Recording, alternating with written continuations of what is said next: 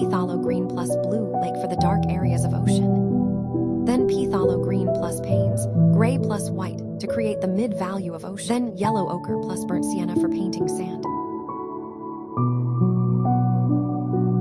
Finally, use white to create waves and the details.